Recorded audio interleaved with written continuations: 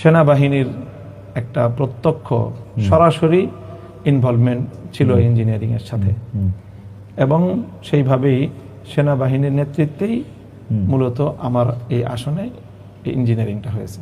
এটাকে আপনি আগে প্রেডিক্ট করতে পারছিলেন যে এরকম কিছু হবে? হ্যাঁ, সেই আশঙ্কাটা আমার আগে থেকেই ছিল। আগে থেকেই ছিল, মানে কারণ আমি আগে থেকেই আমার কাছে যেগুলো সব কথা হয়তো বলা যাবে না, এমন অনেক কথা আছে। সেনাবাহিনীর আকাঙ্ক্ষা ছিল যেন আমরা বিএনপির সাথে এলাই করি। আমি সঙ্গত কারণে নানা হিসাব নিকাশে সেটা আমি করতে পারি নাই।